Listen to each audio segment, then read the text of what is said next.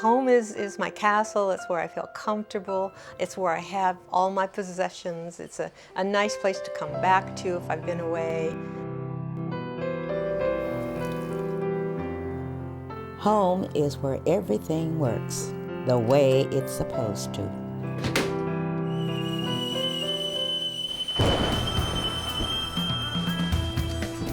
But what I know is home can change in an instant. Wind, fire, flood, earthquake. The unpredictable could steal everything I've got, just like that.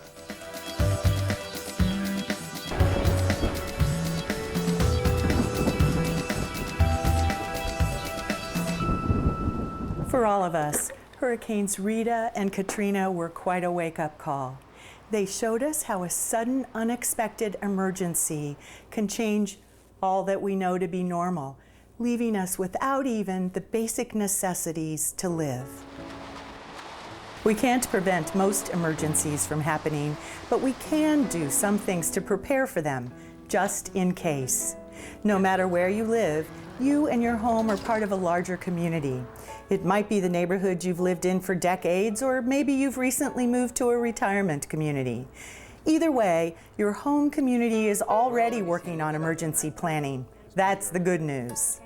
But it's also counting on individuals like you to take some basic precautions and responsibility for yourself.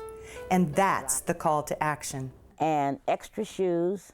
I know that you're supposed to have an emergency pack, and I've thought about it, but I haven't done it.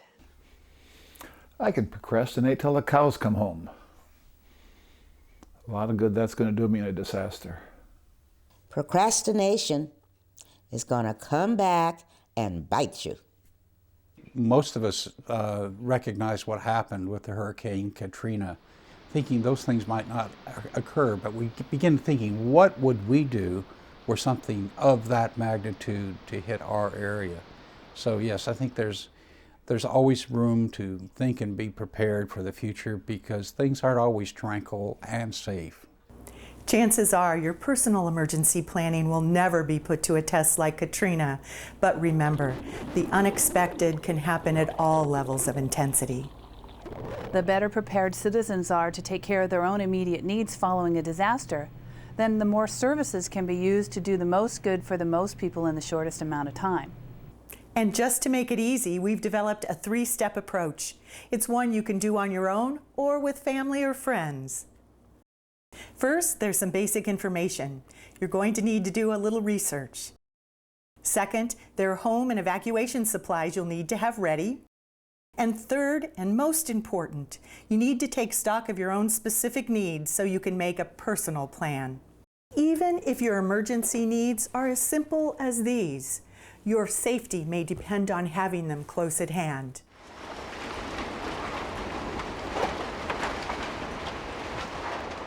One of the first steps in becoming prepared is people need to learn what are the disasters that happen in their area and what can they do for each of those disasters in order to remain safe. Understanding your risks in your community will help you develop a better and more effective plan.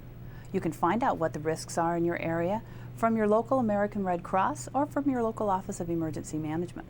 I would first of all go to my computer and go on the internet and go to Google and search it out and see what the plan is for the city. I still use the telephone book as well.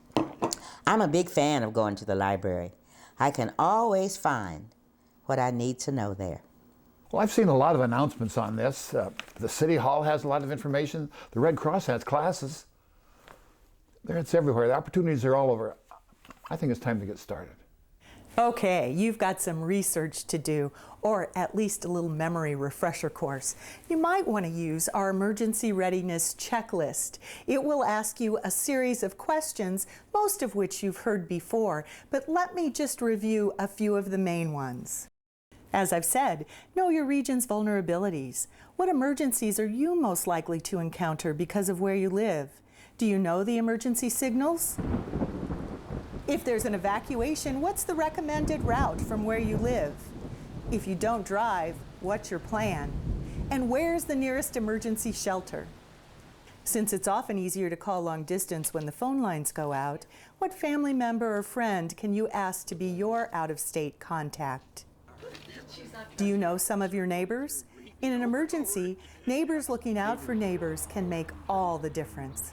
They have all my emergency numbers, and they know my children. So And they could get in to make sure you're safe yes, and everything? yes, they have the key to the house. They can get in. One more thing that you or your caregiver should know is that during an emergency, you might be asked by the officials to turn off any utilities that you may have. So not only knowing where they are, knowing how to do it, and keeping a tool close by so that it'll be readily available to you during that emergency. Now that your head's full of facts, let's look at filling your survival bag.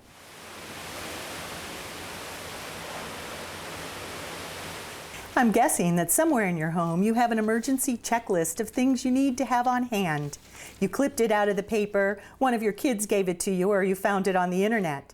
If you did your homework by pulling together your emergency supplies, congratulations, you can relax. But if not, let's get packing. Breakfast bars, Good, check. flashlight. Yes, check. A lot of these items are common sense, and likely you have virtually all of them someplace in your home. The key is to have them in one easily accessible place in the case of an emergency. Let's take a look at what you need. First, a supply of water to last everyone in your household at least 3 days. Food for 3 to 6 days that won't spoil, is high energy and ready to eat. An emergency supply of the medications you're taking, and remember to increase your water if needed for your medicines. Your trusty flashlight with extra batteries, a battery-operated radio, first aid kit, can opener, waterproof matches, some cash or traveler's checks, your emergency contact list, the names, phone numbers, and email addresses that you don't want to be without. Often people think that they should be keeping candles in their supply kit as a source of light after an emergency. But let's face it, the fire department's going to be busy enough. And there are alternatives that people can use, such as a battery-operated lantern or chemical light sticks that you can find at most hardware stores. Batteries can be your best friend in a disaster, but you must keep your supply up. In some cases, the event may cause you to have to leave your home quickly. If that's the case, it's a good idea to have pre-packed a bag that you can grab and go. And your bag should be easy to carry, or better yet, on rollers. Make it large enough so that it can carry all the things that we mentioned before from your emergency kit. And in addition, experts suggest a few other items. Water is the most important thing to store in your disaster supplies kit. You can go a couple of days without food. It may not be pretty, but you could do it. But water is the most important thing to store. If you can, in your home, store at least 1 gallon per person per day for 3 days. In your grab-and-go kit, you can reduce that to a bottle of water per day. Bring along your emergency contact list and have it right next to your extra medications, along with a current listing of all those medicines and the appropriate dosages. Essentials should also include some hygiene kits. So I have some packets of shampoo and conditioner. I have some antibacterial wipes, and of course my toothbrush and toothpaste and some lotions. Be sure to have some toilet paper and hand sanitizer. I have my flashlight with extra batteries. Glasses or contact cases and supplies if needed. Extra hearing aid batteries. Sturdy shoes. An extra change of clothing. A rain slicker. Dust masks for any contaminated particles you may come upon in your journey. And finally, a warm blanket. When disasters happen, you will crave information. And the best source of information is through AM/FM radio. Local offices of emergency management are going to use AM/FM radio stations in order to get information to you. One tip is think about having a whistle in your kit. It'll help let your neighbors know if you need any sort of help. Disasters are a stressful situation anyway, so having some supplies that provide comfort is important. A picture that you love, a deck of cards, or a book that you've always wanted to read. Something to help pass the time under stressful conditions. And now for the most important part, looking at your own situation and developing your personal plan. I don't mean to alarm you, but convenience aside, looking at your special needs and developing a plan around them could save your life.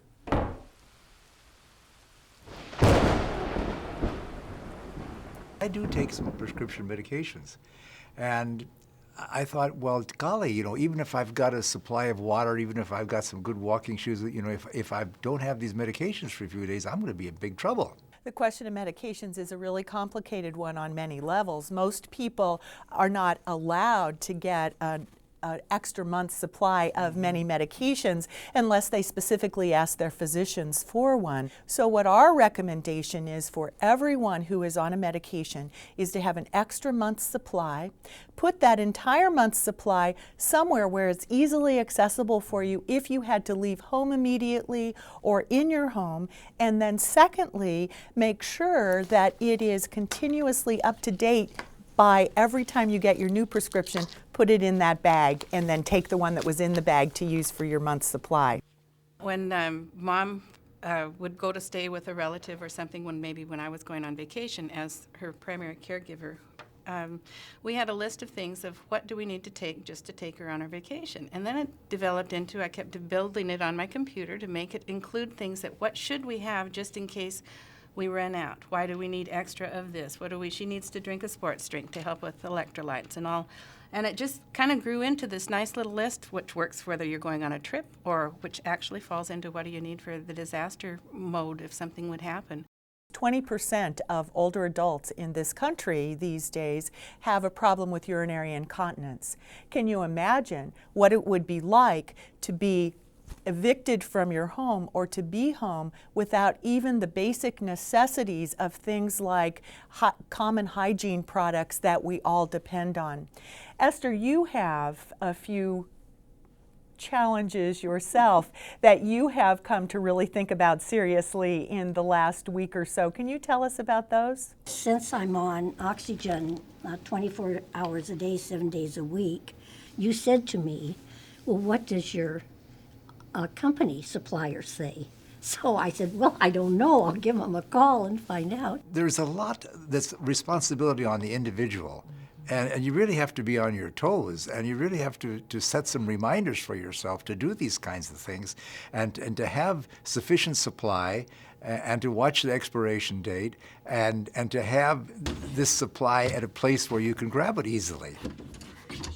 Be sure to include your home health provider in your emergency plan so that they can help you convert your high-tech interventions like a wheelchair or an infusion device into more doable manual systems.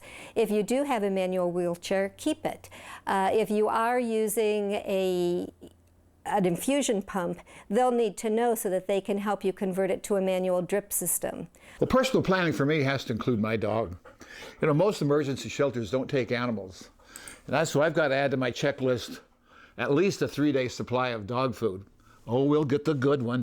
It can be a little bit overwhelming for folks taking the steps to become prepared, but it's important for them to remember that they don't have to do it alone. They can incorporate their friends and their family in their plan, and they should.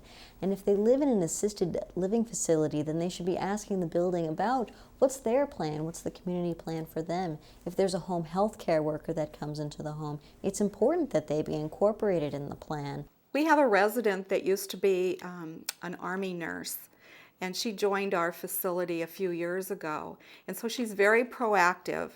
And what we found is that once she started filling out the information, she was helping everyone else.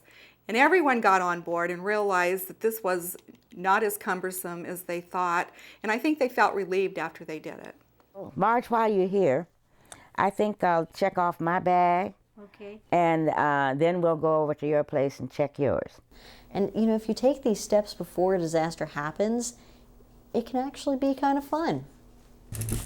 No doubt about it. Developing your emergency plan is time-consuming and takes a lot of energy. But isn't it worth it? You'll become an important resource for your family, your friends, even your community in general.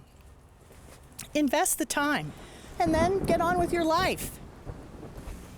Just in case. And if you don't have one, then we'll start getting it together. No, we don't have. Okay, so we'll get it together then.